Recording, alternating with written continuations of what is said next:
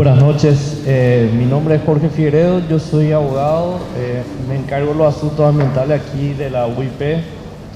Muy contento de estar en esta ocasión, los agradecimientos a la persona del presidente. Es el primer foro de sostenibilidad de la UIP, pero no significa que la UIP habla de sostenibilidad recién a partir de hoy. En mi experiencia, yo al menos tengo 10 años colaborando con la institución.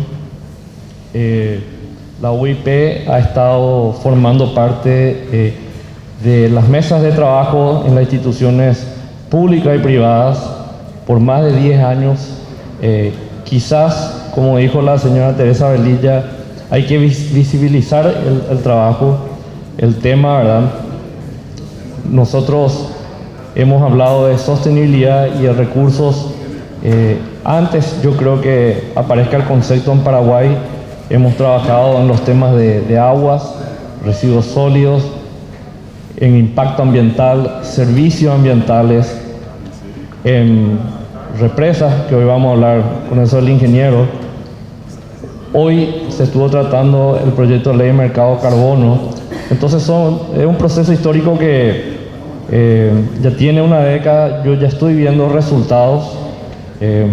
La UIP ha sido un activo jugador en el concierto nacional, ha sido un interlocutor del Estado, yo diría mucho más y con más eficiencia que otros gremios del sector privado. Y digamos que hoy estamos pasando a una nueva etapa donde por primera vez el término sostenibilidad ya no es más una cuestión naif como cuando comenzamos, ¿verdad? Hoy es parte del ADN. Aquí dentro de la casa ya está totalmente asumido su política, ¿verdad? Entonces vamos a hablar en este último cuarto panel sobre prácticas amigables con el medio ambiente, con el medio ambiente en la industria. Es un panel que va a estar cargado de muy buenas noticias, eso les puedo adelantar. Están conmigo 3 personas muy activas y muy competentes en su área. Mauricio Solalinde, de la Fundación Michel Bertoni, Ángel Almada, gerente de sustentabilidad de Paresa, y el ingeniero Guillermo Kraus. En este panel tenemos al menos tenemos la mayor cantidad de ODS, pero hay 2 ODS que yo quiero rescatar porque son mis preferidos, ¿verdad? Que son de agua y energía, que son los mayores activos de este país, y tenemos que aprender a valorarlos. Yo creo que lo estamos haciendo, pero comparando con muchos países del mundo, somos una tierra bendecida, ¿verdad? Quisiera hacer la primera pregunta a Mauricio. El cambio en los patrones de producción y consumo que implica el modelo circular está siendo dimensionado debidamente en el Paraguay. Contanos un poco, Mauricio, tu experiencia con la hoja de ruta circular y bueno, los datos que ustedes pudieron recoger y cómo esto está afectando a nuestro mercado. Bueno, muchas gracias, Jorge. No me dijiste tu de ese preferido, pero lo tomo igual. Por mi parte, realmente, desde la Fundación Bertoni venimos trabajando en promover la economía circular. Gracias. Venimos trabajando en promover la economía circular, y la primera barrera que nos encontramos con estos patrones es que desde el lado de las empresas teníamos una perspectiva de que la sustentabilidad era cara, que la sustentabilidad te restaba competitividad, pero realmente era al revés. Si se formula la ecuación económica para que podamos consumir menos y producir más con igual o más de calidad, es posible avanzar hacia una transición en donde no se deteriora la competitividad, no hay un retraso en el desarrollo industrial y efectivamente se puede ganar resiliencia ante factores externos de mercado a los que Paraguay hoy es sujeto. O sea, parte de esa percepción que hoy tenemos, que es un desafío superarla, es que tenemos que hacer las cosas diferentes. La sustentabilidad no es filantropía, no es romanticismo, es competitividad, es innovación y es parte de lo que promovemos, no solamente el discurso, sino que también con la acción. Solo para citar uno de los ejemplos que es uno de mis favoritos en cuanto a lo de ODS ciudades, hace 20 años la fundación toma una oportunidad en donde Asunción estaba sumergiendo un problema ambiental muy grave, en donde no tenía forma de tratar los residuos de sangre que generaban los frigoríficos. La fundación toma un joint venture para constituir una industria que 22 años después sigue activa, en donde hoy, a través de un proceso industrial, captamos 18 millones de litros de sangre por año para generar subproductos de contenido proteico como producto de exportación estrella para Latinoamérica. O sea, hoy, si eso no existía, los frigoríficos iban a tener que pagar por la disposición, invertir en plata de tratamiento de agua residual, pero la resolución de la ecuación económica se da de otra manera, en donde generamos valor, generamos empleo, generamos competitividad y nos posicionamos a nivel regional como una industria circular en un área que no es reciclaje, no es reuso, pero una revalorización de un residuo industrial que genera un problema ambiental importante. Entonces, parte del desafío de avanzar es superar esa barrera de que es caro, no se puede, se puede. Hoy hay más herramientas, hay más apoyo, hay más equipo y estamos en un ecosistema de industria, de cooperación internacional que nos empuja y nos motiva a avanzar hacia ese frente. Perfecto. Dejo para después otro ejemplo que nos gustaría que nos mencione, muy interesante, no conocías. Ángel, bueno, conocemos Coca-Cola, una empresa que tiene ya su impronta en el tema de sostenibilidad a nivel global, ¿verdad? Pero en el caso de Paresa, es una industria que puede considerarse impulsora de prácticas de sostenibilidad en industrias más pequeñas. Contanos un poco lo que ocurre agua abajo. Gracias, Jorge. La respuesta es definitivamente que sí. Para dar un poco de contexto a la respuesta, Jorge, imagínate que Paresa forma parte del sistema Coca-Cola. Coca-Cola es una compañía global que está en el mundo hace más de 130 años. Paresa acá en Paraguay casi 60 años. En toda nuestra cadena de valor empleamos a más de 27.000 personas, atendemos a más de 60.000 clientes, tenemos miles de proveedores, somos el 1% del PIB de la economía nacional. Entonces, categóricamente todo eso tiene un impacto muy positivo en toda esa cadena de valor, ¿verdad? O sea, para ser proveedor de Paresa uno tiene que cumplir ciertos estándares y requisitos. Para ser cliente también uno tiene miles de beneficios, ¿verdad? Entonces, definitivamente tenemos un impacto positivo en toda esa cadena. Ahora, el concepto transversal, cuando hablamos del tema de sustentabilidad y por qué hoy doy ese contexto, tiene un poco que ver con el concepto del valor compartido. O sea, en la medida que nosotros crecemos, categóricamente toda nuestra cadena va creciendo con nosotros. Y acá donde quiero poner un ejemplo muy concreto y específico que está alineado en nuestro panel, que tiene que ver con el tema de las buenas prácticas de sostenibilidad. En el 2018, Coca-Cola a nivel global asume un compromiso de recolectar el equivalente al 100% de los envases que ponen en el mercado y hacer que estos envases se reciclen y se vuelvan a convertir en nuevos productos, ¿verdad? Entonces, la meta es al 2030, cumplir esa meta es al 2030.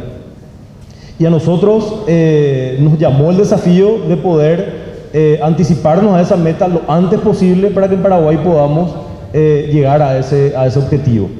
Entonces, lo primero que uno piensa, o digamos, ¿cómo voy a lograr ese objetivo? Porque mi negocio no es recolectar residuos, mi negocio es vender productos al mercado y entregar productos al mercado. Si bien nosotros ya tenemos un modelo circular que está en el ADN de nuestro negocio, que es la retornabilidad, hoy no teníamos desarrollado un sistema de recolección de los envases PET, por ejemplo, que era el gran dilema que de alguna manera el mercado y el mundo nos demandaba, ¿verdad? Y ahí es donde, por ejemplo, una empresa como Paresa puede sentarse con su proveedor, en este caso INPET, una industria nacional que es la que nos provee de las preformas, a decirle: tenemos esta meta por cumplir, a partir de ahora tenemos que incorporar plástico reciclado a los envases que vamos a tener que producir. ¿Cómo lo hacemos? Entonces, eso evidentemente implica toda una innovación y una inversión industrial en la cual nos abocamos en los últimos 3 o 4 años para lograr que esta botella que está acá, que es la Sani, ya tenga 100% de plástico reciclado en Paraguay, hecha de botellas paraguayas. Entonces, Ya tiene. ya tiene. Esta botella está hecha 100% de PET reciclado en Paraguay. Pero para que esto ocurra no fue fácil, o sea, fue justamente desarrollar toda una cadena de abastecimiento y una cadena de valor que permita eso, ¿verdad?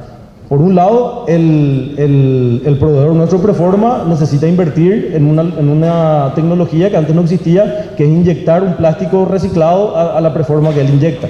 Que antes la inyectaba con resina virgen, ahora la tiene que inyectar con resina reciclada. Es una inversión. Entonces, de alguna manera, Paresa garantiza de que esa inversión va a ser rentable para el proveedor y vamos desarrollando la cadena aguas para abajo, que es lo más interesante.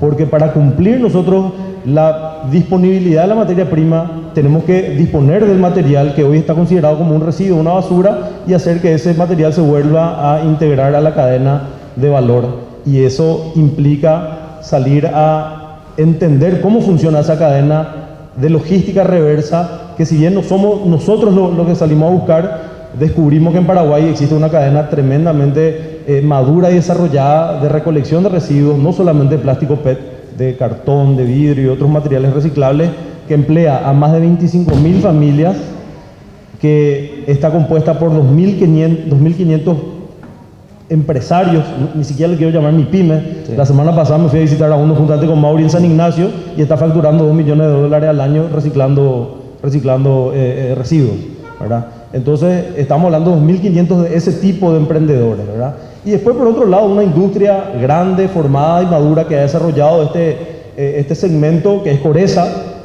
que son los principales compradores de PET y son los que valorizan este material en el mercado. Hoy el incentivo de alguna manera también para recicladores de base es salir a buscar, porque ese material vale. Y bueno, y una industria como Coresa está comprando ese material, la procesa, hace un proceso intermedio, y ahí es donde nosotros identificamos la oportunidad de hacer una alianza estratégica con Coresa, Impet y Paresa, y hemos creado una nueva planta que se llama Circular PET, que es la que permite que las botellas sean recicladas en Paraguay con materia prima nacional. Después, al final, yo ya voy a mostrarle un poco de eso, pero para que entiendan nomás el impacto positivo. Justamente porque fuimos a visitar a este acopiador, porque inmediatamente al nosotros incorporar resina reciclada a nuestros envases, toda esa cadena de valor forma parte de la cadena de abastecimiento de Paresa. Es decir, cualquier proveedor nuestro tiene que entrar en una suerte de categorización de principios rectores para poder habilitarles a que sean nuestros proveedores. ¿Cuáles son esos principios rectores? No tienen que trabajar niños no tiene que haber trabajo de niños, garantía de derechos humanos, tener licencia ambiental, tener sus empleados en IPS y una serie de cosas de formalización que son como criterios de entrada para poder ser parte de nuestra cadena. Obviamente en este ámbito del reciclaje hay un montón de desafíos por transitar, es un mercado súper informal todavía, pero nosotros estamos trabajando y colaborando en la formalización de esos pequeños acopiadores. Mauri ahí nos acompañó la semana pasada, estuvimos auditando a 2 de ellos, y con satisfacción podemos decir que después de un año de haberlas auditado y identificando las oportunidades de mejora, hoy ya tienen licencia ambiental, tienen sistemas de emergencia para incendio, tienen su personal asegurado y una serie de cosas que nosotros como industria grande vamos a ir aguas para abajo formalizando la cadena. Excelente, excelente. Ingeniero Kraus, nosotros nos conocimos hace 10 años y el ingeniero estaba en la ANDE, tiene una trayectoria intachable. Y nos conocimos en una discusión, ¿verdad? Hoy ya somos amigos.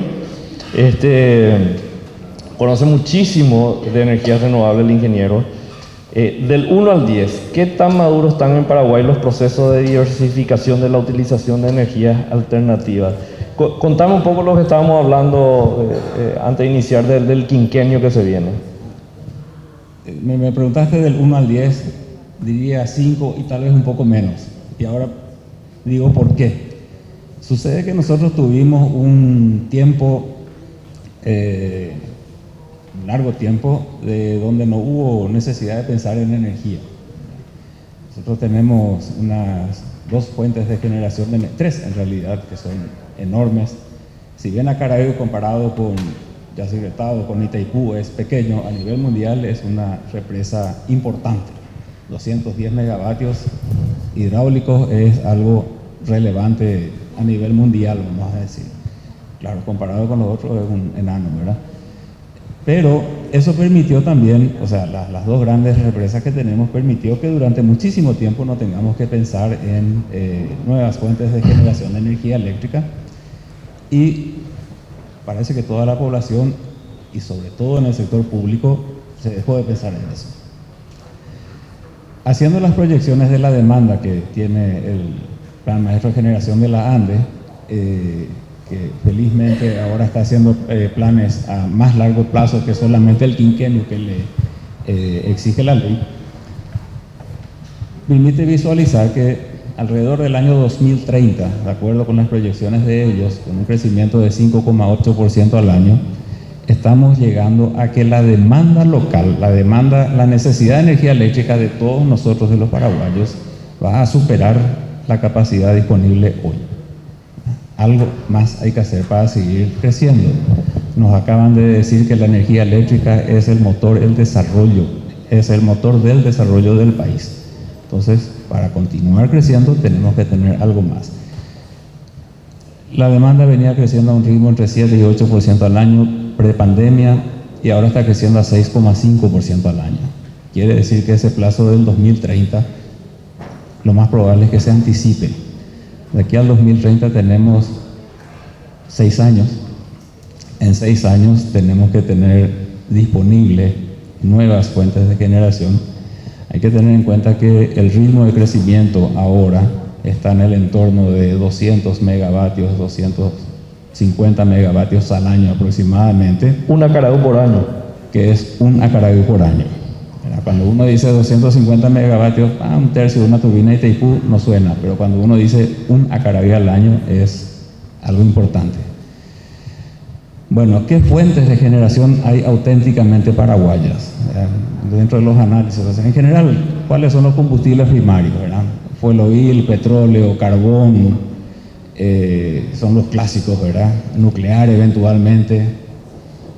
Allá está mi hijo y nos solemos discutir sobre la conveniencia o no del nuclear, ¿verdad? Pero el último recurso sería eso, ¿verdad? Y después localmente tenemos sol y tenemos agua. Haciendo un análisis de la posibilidad de generación de todos los ríos internos que tenemos, que lo hizo el Parque Tecnológico de Itaipú Binacional por una exigencia del contrato de Itaipú en su momento, llegamos a que tenemos una posibilidad, usando todos los ríos internos, de aproximadamente 800 megavatios.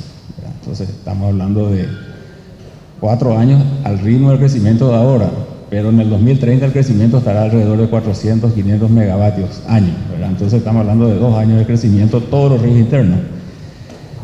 El otro recurso que tenemos eventualmente que se puede analizar es el viento, generación eólica, y lastimosamente, de acuerdo con los estudios que se hicieron hasta ahora, para la tecnología actual no tenemos las condiciones de duración, velocidad de viento como para tener generadores eólicos que sean rentables en grandes cantidades. Y después tenemos la energía solar.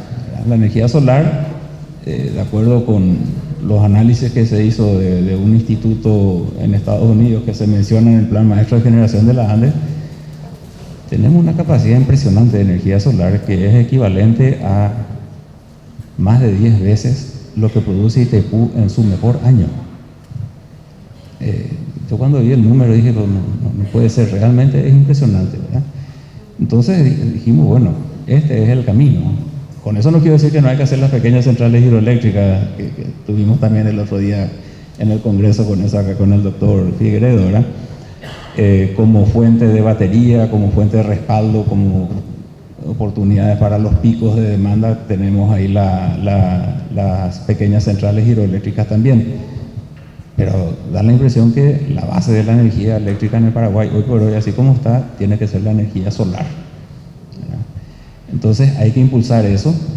Me preguntaste cuál es la sensación de cómo está el convencimiento de las nuevas energías en el Paraguay. Y bueno, para dar una idea, el año pasado, después de muchísimo tiempo, se sancionó una ley de energías renovables no convencionales, que en uno de sus artículos establece que el reglamento debía estar listo dentro de los 6 meses siguientes.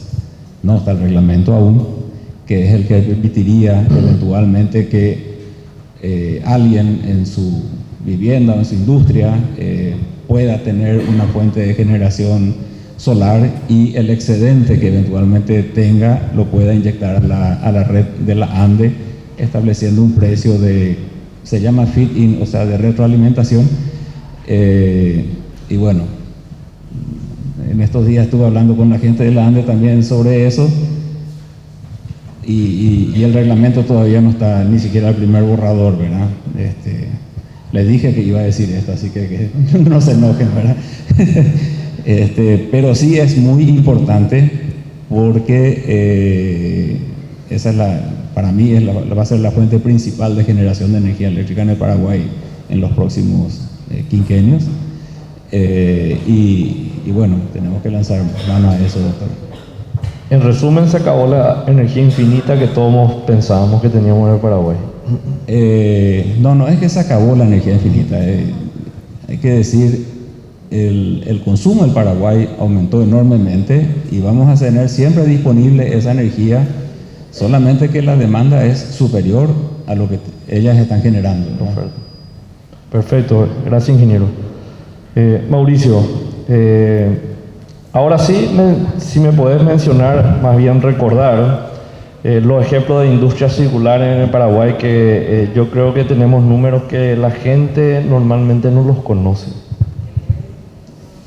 Bueno, antes de disparar algunos nombres de empresas, me parece relevante señalar que estas industrias que denominamos circulares empiezan a ser circulares a partir del reconocimiento propio del valor económico embebido que tienen los materiales que consumimos, sea plástico, sea lo que sea.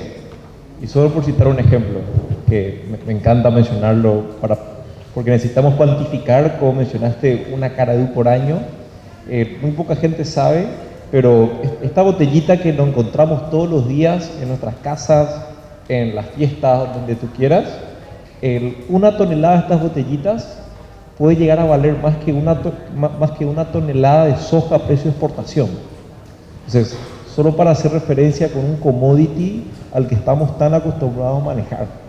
Y a diferencia de la soja, el plástico se cultiva en la ciudad, se cultiva todo el año y genera una fuente de empleo de una población vulnerable que conocemos por recicladores. Entonces, muchas veces la basura en las manos equivocadas es basura, pero los materiales que se confunden con la basura en las manos adecuadas son recursos. Y estos recursos son los que hoy permiten fluir por industrias que son circulares, pero más que pensar una industria de forma aislada, me gusta decir que en Paraguay ya tenemos cadenas circulares que están compuestas por un conjunto de industrias. Tenemos la cadena circular del PET, en donde Paresa, como mencionó, jugó un rol fundamental, pero jamás iba a ser posible si no estaban otras dos industrias paraguayas para decir, hagamos una tercera industria paraguaya para cerrar el círculo.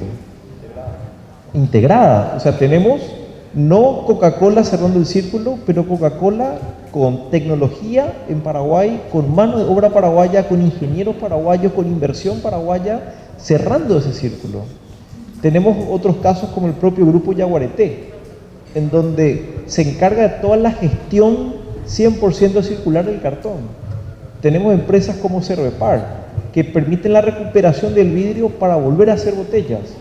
Pero estas industrias que tienen un modelo y una cadena circular, no solamente son empresas que tienen el poder de transitar, tienen el financiamiento y generan un montón de empleo, sino que Paraguay cuenta hoy con 16 industrias que cuentan con un modelo circular totalmente instaladas y hace más de 15 años. Es decir, la economía circular no vino hace 3 años o hace 5 años cuando se instaló la agenda climática. La economía circular y las industrias circulares en Paraguay ya existen y hoy tenemos que empezar a reconocerlas y verlas como son. existen previo al propio concepto. Claro, Prácticamente. como mencionaba, la fundación hacía economía circular hace 20 años sin saberlo. Se llamaba responsabilidad social empresarial, se llamaba producción limpia, hoy se llama economía circular, pero tenemos que reconocer esos modelos como parte de una estrategia de negocio, no como una cuestión de compliance ante una política pública, porque la política pública no nos va a hacer más competitivos. Y Paraguay tiene un instinto de resolver muchos problemas por una economía de mercado. Y para citar, justamente vuelvo al caso del PET, hoy, sin ninguna regulación que obligue a los generadores a recuperar, sin ninguna multa a los hogares por no separar en origen, hoy tenemos las tasas de recuperación más altas a nivel mundial del PET. Entonces, esto se soluciona por una solución competitiva de economía de mercado que genera competitividad. Hoy Paraguay es un gran exportador de materia prima secundaria. Hoy Paraguay cuenta con industrias que exportan productos con material secundario. Es decir, hoy tenemos todo el músculo, tenemos la visión, tenemos el know-how, necesitamos financiamiento, como mencionamos en otro panel, para poder seguir transitando y poder también tener más cadenas circulares, más Coca-Cola que lidera el proceso, más Cervepar que continúen transformando, más industrias que integren estas cadenas y desde el lado del inversionista mismo ir encontrando esa oportunidad de negocio, en ir cerrando el círculo para poder ir continuando generando más empleo y ir apuntando siempre a esta triple línea de resultado sobre la cual sostenemos el cumplimiento de los ODS y el desarrollo sostenible. Excelente. Ángel, yo creo que hubo un antes y un después en el tema de sostenibilidad con el COVID. Porque a partir del COVID, sobre todo en Paraguay, se empezó a hablar muchísimo del tema, muchas acciones, vino la hoja de ruta circular, un foro entre el Ministerio de Industria y Comercio y el MADES. En el caso de ustedes, ¿la sostenibilidad es siempre una inversión o como muchos lo ven, un costo sin retribución que tiene que ser asumido por una empresa para quedar bien, digamos, con la sociedad? ¿Cómo podemos pasar de lo uno a lo otro? Yo creo, Jorge, que tenemos que partir de la base del concepto de la sostenibilidad, ¿verdad? La sostenibilidad es poder utilizar los recursos del presente garantizando que esos recursos puedan seguir vigentes para las generaciones futuras, ¿verdad? Y las empresas producimos a partir de esos recursos. Ahora, siempre se vio como una cuestión de que el fin de la empresa era 100% la rentabilidad, pero después fuimos entendiendo que para que subsista esa empresa en el futuro, como Coca-Cola que tiene 130 y queremos seguir 100, 200 años más, necesitamos cuidar esos recursos y cuidar a las generaciones futuras. Para eso, la sostenibilidad tiene este concepto la triple línea de resultados, como se dice, lo económico, lo social y lo ambiental, ¿verdad? Pero yendo concretamente a tu pregunta, si la sostenibilidad es una cuestión de responsabilidad social o no es rentable, entonces no sería sostenible. O sea, para que sea sostenible algo, tiene que ser rentable. Si no es rentable, no es sostenible. Así de sencillo. Puede durar 1 año, 2 años, 5 años, después muere. La sostenibilidad tiene que ser algo a largo plazo y tiene que ser rentable. La pata de la rentabilidad te diría que es la pata central y angular de las otras dos patas. Para nosotros es eso. Nosotros somos una empresa de capital abierto. Nos interesa obviamente que la empresa y la compañía vaya creciendo. En ese sentido, entendimos que la sostenibilidad hoy en día también es una manera de hacer negocio y una manera de cómo hacer que el negocio crezca. En concreto, bueno, Paresa forma parte del Grupo Andina, es uno de los embotelladores más grandes de Latinoamérica, el sistema Coca-Cola. Como dije, somos una empresa capital abierto y nosotros hace cuestión de 5 años, un poco también contexto prepandemia, un poco por ahí, venimos midiendo nuestro desempeño en sostenibilidad del negocio a través de los indicadores de sostenibilidad del Dow Jones, que es el más ácido quizás que hay en el mundo. Y bueno, esos indicadores van midiendo justamente los resultados de la compañía en estos 3 pilares, no solamente la parte económica. ¿Y qué es lo interesante de medir o ser parte de este tipo de indicadores en sistemas de inversión de capital abierta, etcétera? Es que en la medida que uno tiene mejor puntaje en el indicador de sostenibilidad, la acción vale más. Por lo tanto, la empresa vale más. Si bien hoy, para darte un ejemplo, para nosotros hoy producir esta botella nos sale 30% más cara que elaborar una botella sin material reciclado, que tiene que ver por factores y variables económicas, externas, etcétera, el proceso de producción y otras cuestiones que hoy hacen que la materia prima de la resina reciclada sea más cara que la virgen. Nosotros asumimos, a pesar de que estamos perdiendo en el corto plazo, asumimos de que va a ser una apuesta a la rentabilidad y a la sostenibilidad de la empresa a largo plazo, ¿verdad? Entonces, ese es el gran desafío que tenemos, ¿verdad? Porque finalmente muchas veces el inhibidor para invertir en proyectos de sostenibilidad es que es más caro o que perdés plata, ¿verdad? Pero el desafío tiene que ver por encontrar estas herramientas o las formas de cómo hacer que esto sea rentable en el largo plazo. En nuestro caso es un camino que ya está transitado. Nuestra proyección al 2030, que es nuestra meta, indica que para el 2030 va a ser 100% rentable manejar este tipo de materia prima, y al mismo tiempo, como te dije, nuestro nivel de paquete accionario en los últimos 5 años por este tipo de inversiones vale mucho más que hace 5 años. Sí, sin descartar que las regulaciones prevén que se llega al 2030, o sea que es prácticamente un camino sin retorno, y los que no lo sepan o no lo asuman estarían arriesgándose, ¿verdad?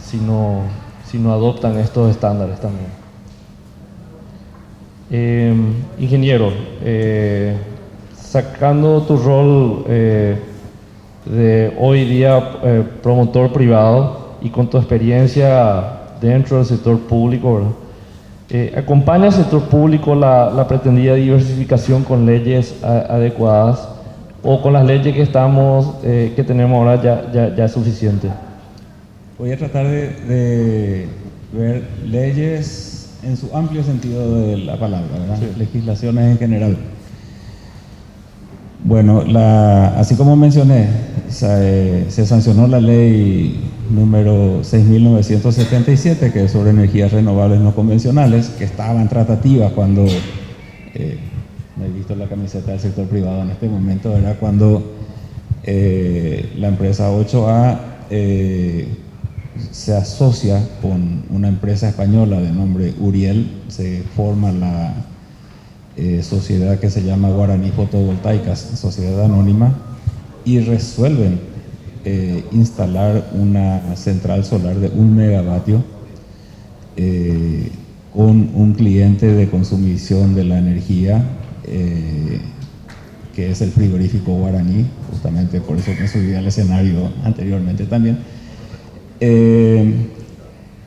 justamente para ver todo ese mecanismo, ¿verdad? Estaba en discusión cuál era el tamaño máximo de la central fotovoltaica que podría ser construido, si era 1 megavatio, 1,2 megavatios, 1,5 megavatios, en los que se requeriría eventuales autorizaciones diferenciadas a las de menos de 1 megavatio.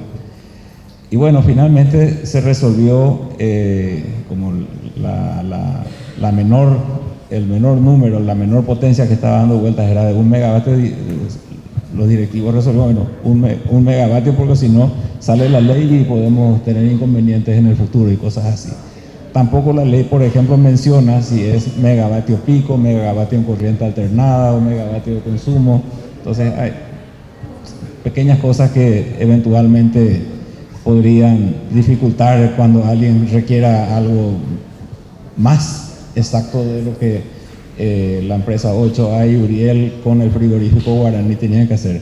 Hay que decir también que si bien toda la energía que produce esa central solar se consume en el frigorífico Guaraní, va principalmente para alimentar la planta de tratamiento de efluentes.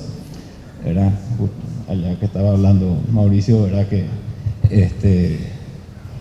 entran los residuos, la sangre sí va a la empresa que él está diciendo, pero el agua que se usa finalmente se trata y queda un agua dentro de los parámetros como para poder volver. Allá están las personas de la parte ambiental que toman ese cuidado.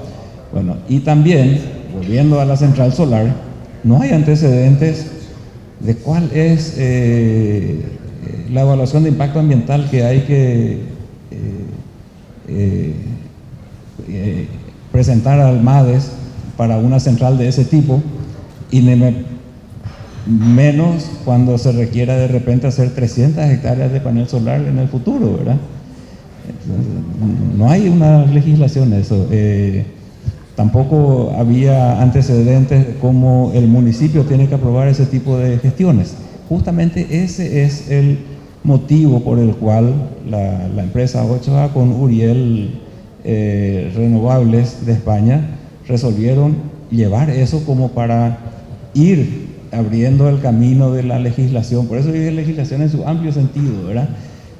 Para ir viendo qué otras cosas había que hacer, habida cuenta, porque justamente se dan cuenta que dentro de poco vamos a tener que hacer no 1 megavatio, de 100, 200, 300 megavatios al año. Y entonces tenemos que tener todo el circuito razonablemente bien para que siga el progreso del país y el progreso industrial del país, teniendo el combustible que es la energía eléctrica, ¿verdad? Ese es el gran objetivo por el cual se invirtió en esa central en limpio. Entre las 3 empresas colaboraron para que se pueda hacer. Se hizo el diseño, se hizo todo el trabajo de ingeniería, se montó con mano, o sea, una parte que se hizo en España, vino, pero el montaje fue totalmente con mano de obra paraguaya. Vino una sola persona de Europa a supervisar el montaje. Se quedó en 2 oportunidades 15 días, al comienzo y al final, ¿verdad?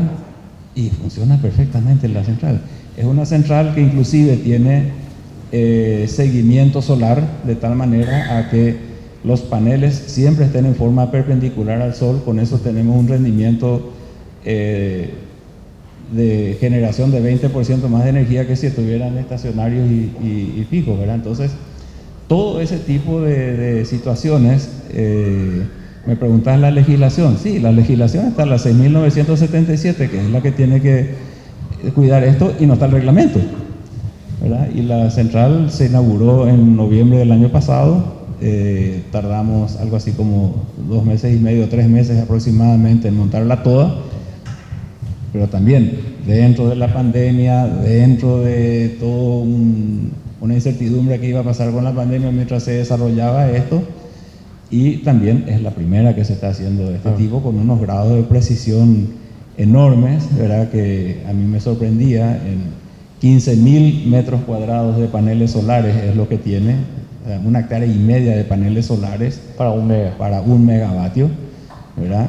Donde los paneles no pueden estar a una diferencia de más de 10 centímetros entre uno y el otro, ¿verdad? El más distante. Entonces, estamos hablando de una tecnología muy importante que se tuvo que aplicar, mano de obra paraguaya, ¿verdad?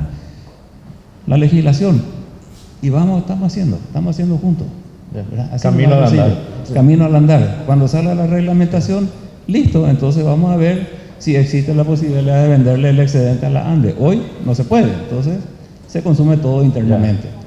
Y así nomás. Sí, justamente le iba a decir, le tengo que cortar con eso, no hablar de venderle el excedente a la ANDE, porque vamos a necesitar otro panel, otro día.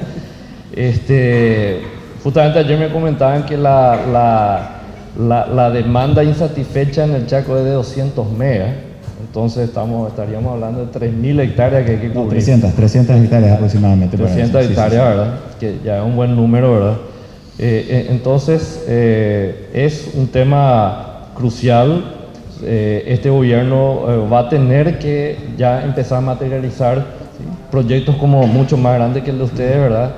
Y bueno, evidentemente creo que aquí como UIP va de alguna manera a tener que liderar un poco también ese proceso, porque son justamente las industrias que las que más las necesitan, ¿verdad? Lamentablemente nos quedamos sin tiempo. Es un tema harto interesante, el de las energías renovables. Disculpen la interrupción, pero le comprometo acá al ingeniero Duarte, nos conocemos hace mucho tiempo también, ¿verdad? De seguir impulsando a este ingeniero viceministra, ¿verdad? Que realmente es algo complicado. Se imagina que de aquí al 2030 tenemos que tener no una central más, sino un sistema que cada año tenga 300 megavatios, 300 hectáreas de paneles solares, por decir en términos fotovoltaicos, ¿verdad? Cada año, ¿verdad? Y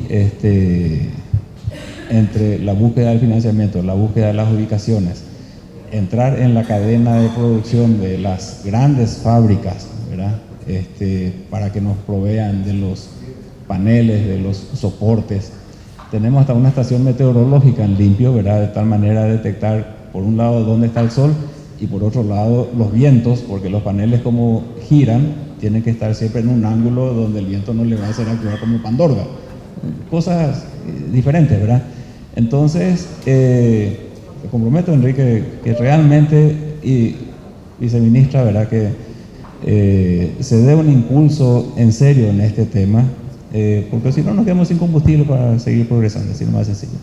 Sí, para cerrar nomás quisiera decir que el ingeniero testigo que la UIP está impulsando las energías renovables desde el 2011, cuando se crea una mesa de energías renovables en el ámbito de REDIEX, ¿verdad? Bajo el liderazgo del señor Raúl López, que ha sido un visionario en este tema, ¿verdad? Esa fue nuestra primera discusión, ¿verdad? Y bueno, ha pasado más de 10 años, tenemos que empezar a hacer la central, dejar de discutir y empezar a hacer la central. Bueno, con esto terminamos. Le agradezco a los panelistas, realmente muy interesante, a la UIP.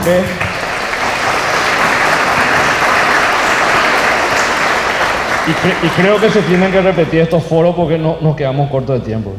Gracias.